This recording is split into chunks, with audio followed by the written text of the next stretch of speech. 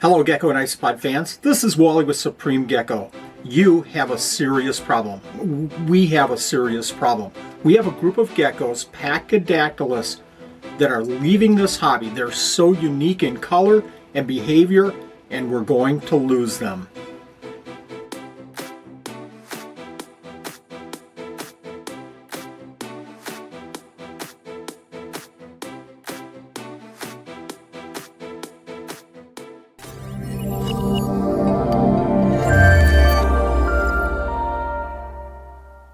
As a community in this hobby, we really need to do something because this whole group, this genus Pachydactylus, we can lose in the blink of an eye.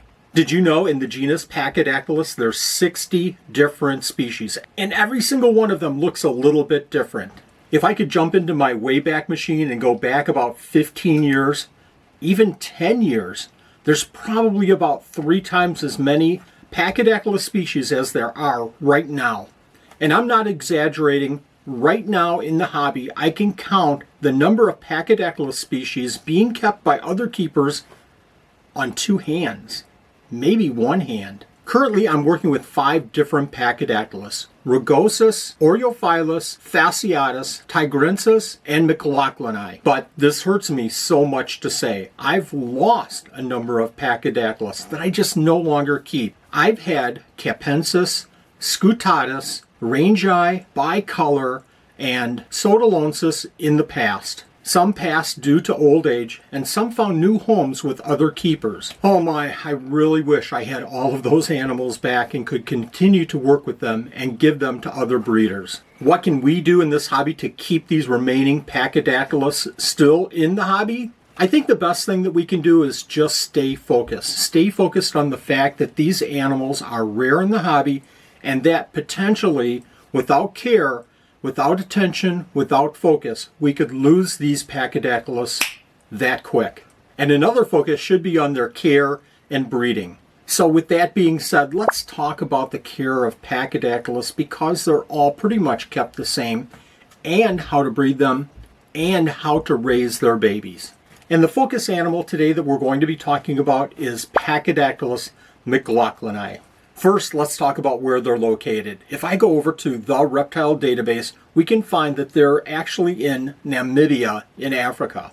Oh, and for those that mentioned that I should be using common names for the animals instead of the Latin names, Pachydactylus mclachlani doesn't have a common name. Now, when you think about Pachydactylus, you think of hot, arid, sand, but actually Namibia and where Pachydactylus mclachlani is found is southern Africa, so it's going to be more moderate temperatures.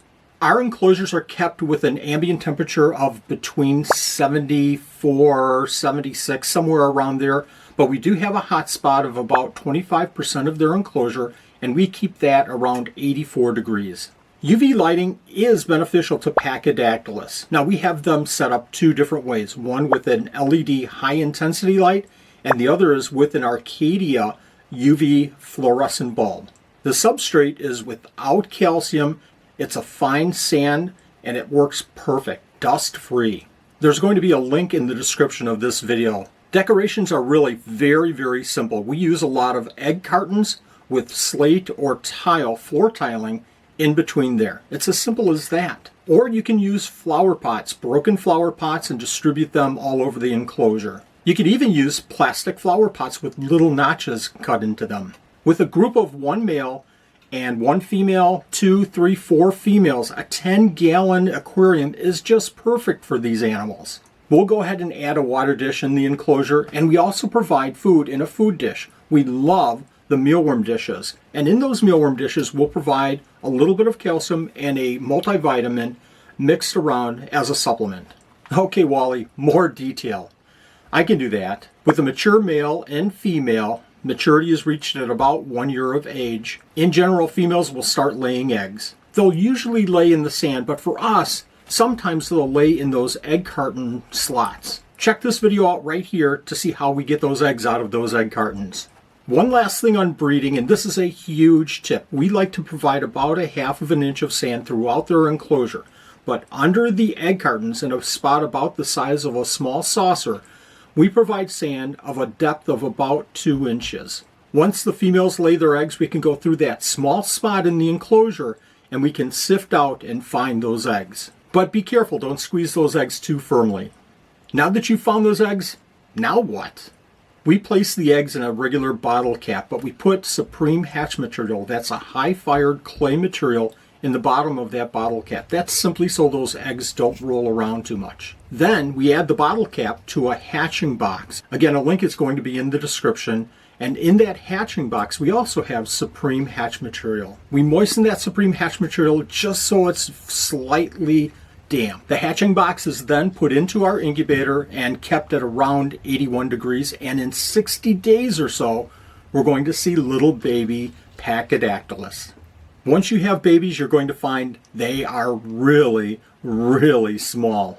Keep them in a small container so that you can monitor them and manage them on a daily basis. Like the adults, we use sand as a substrate, we use egg cartons, we have a water bowl and a food bowl in their enclosure. That water dish can be a small bottle cap. Now, we like to use water bottle tops instead of the Gatorade bottle tops just because they're a little bit smaller for these very, very small geckos. In the bottle cap for their food, make sure that you have calcium and a good supplement, vitamin supplement as well. Remember, these Pachydactylus mclachlani babies are super small, so you're going to have to find and feed small food items as well. The best foods for these are fruit flies to begin with. Now, that's not the bigger fruit flies, that's the Melanogaster, the smaller wingless fruit flies. As a supplement, here's a tip. You can also feed them springtails. Hey, fellow keepers, we're going to be focusing on these Pachydactylus as much as we possibly can, and we're going to work really hard to provide animals to the hobby as much as we possibly can. I hope you also feel that it's very, very important not to lose these Pachydactylus to the hobby. Perhaps you should consider keeping and breeding these Pachydactylus yourself. And if you love rare geckos, make sure that you watch this playlist right here because you're going to find some amazing, amazing rare geckos in the hobby. Thank you very much for watching. We'll see you next video.